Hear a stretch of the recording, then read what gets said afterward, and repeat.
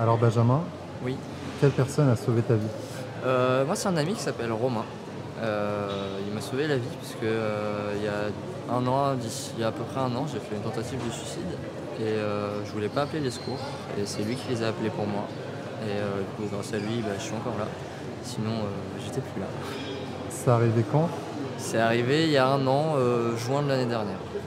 Et aujourd'hui, tu peux confirmer que ça va vraiment mieux? Ouais, là, ça va vraiment mieux et c'était une période un peu compliquée dans ma vie, que ce soit sentimentale, professionnelle et tout s'est arrangé donc D'accord. ça va. Je suis heureux pour toi. C'est gentil, Merci beaucoup pour ton témoignage. de rien. Alors, Einstein, Anna Stein, je suis, oui. enchanté. Quelle personne vous a sauvé la vie?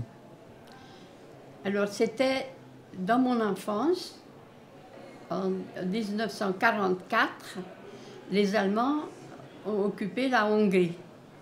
L'armée allemande qui est rentrée à Budapest, où j'étais enfant. Mon père, il s'est rendu compte qu'on était en danger. C'était une famille juive. Et les Allemands, ils ont tout de suite commencé à préparer des déportations. Alors il a acheté des faux papiers et les domestiques de ma grand-mère ont organisé mon départ avec mon frère à la campagne dans leur famille. Donc c'est des gens qui se sont mis en danger parce que c'était interdit de cacher des enfants juifs. Alors, quelque temps après, on nous a ramenés à Budapest. Mon père a trouvé la solution de nous confier à des religieuses dans un couvent. Moi, j'étais séparée de mon frère pour sécurité. Lui, il était avec d'autres religieuses. C'était des Ursulines. Et on m'a amenée à la campagne dans un endroit magnifique. C'était une sorte de château où il y avait des religieuses. Et il y avait beaucoup d'enfants.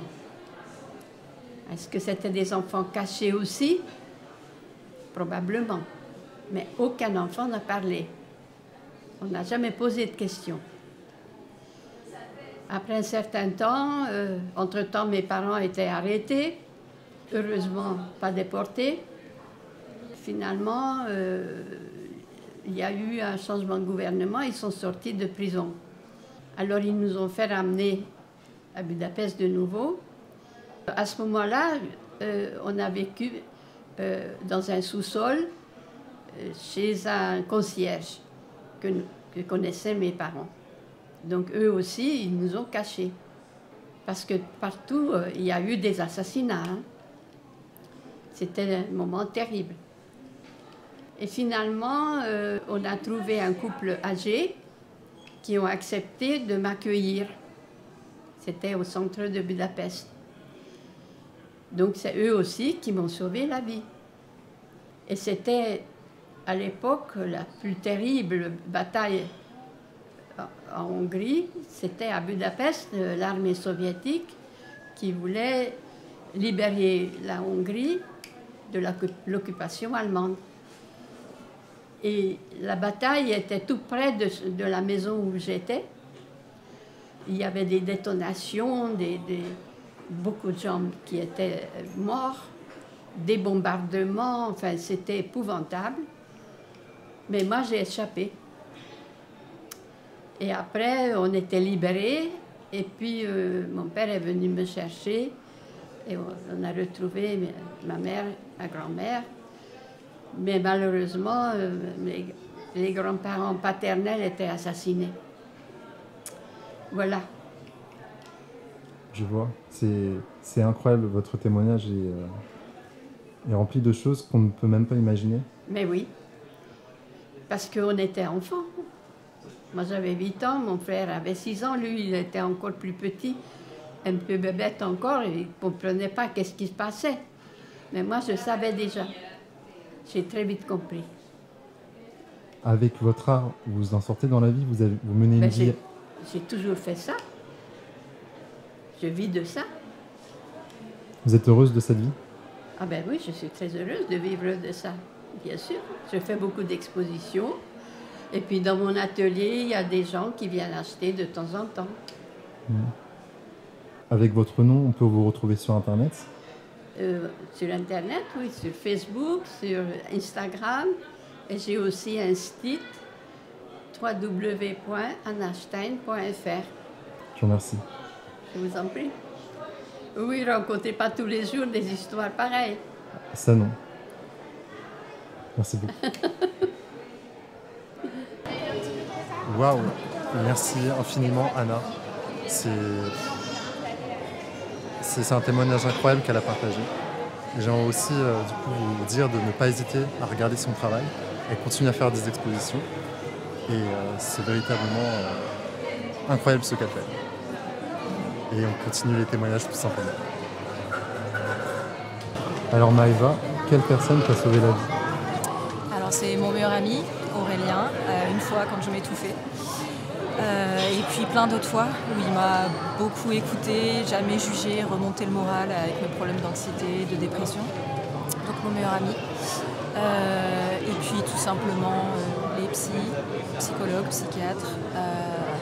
Mais le rôle de mon meilleur ami dans son non-jugement, dans son écoute, c'était assez essentiel. D'accord. Vous dites que vous êtes étouffée, c'est passé comment exactement? C'était une fois que j'étais en prépa à la cantine, une bouchée de viande trop grosse, ça passait pas. Et mon meilleur ami a tout de suite réagi, il m'a fait la méthode Heimlich. D'accord. Tout simplement. Je vous remercie. Merci à vous. C'est à vous, bonne journée. Vous aussi.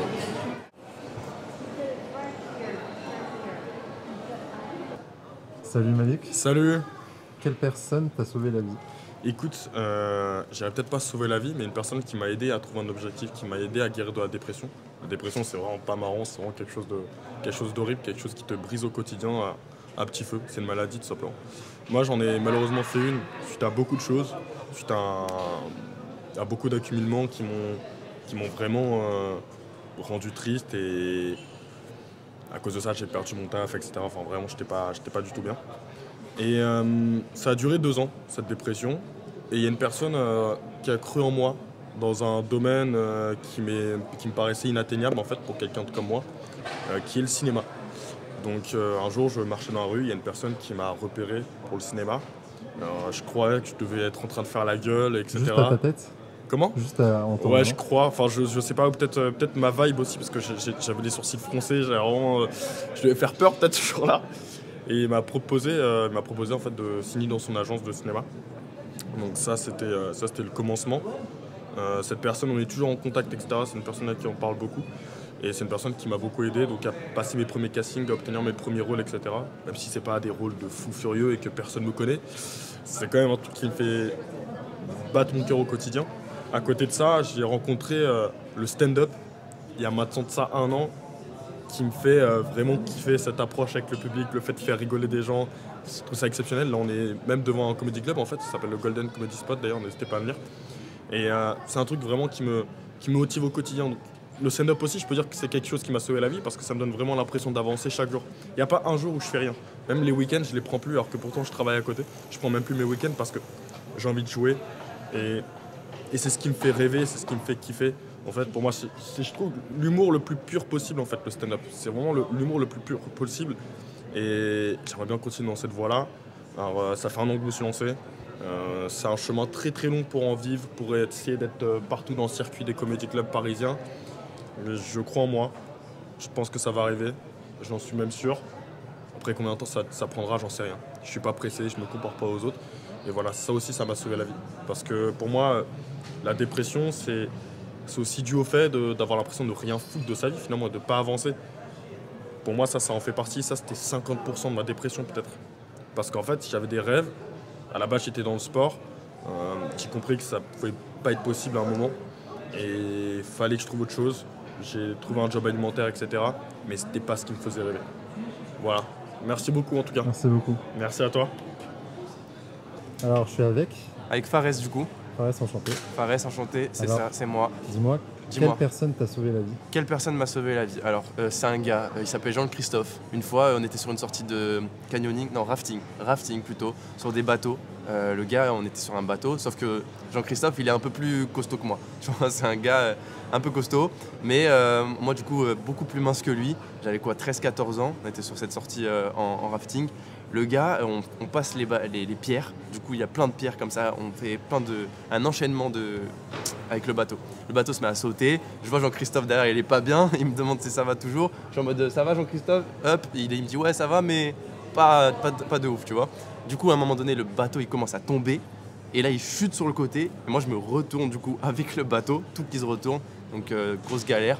Et Jean-Christophe, du coup, il se trouve qu'il a réussi à pousser ce bateau. J'ai pu sortir la tête de l'eau.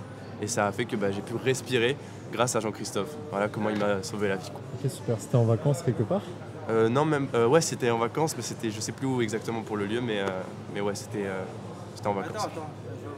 Bonjour. Bonjour. C'est bien.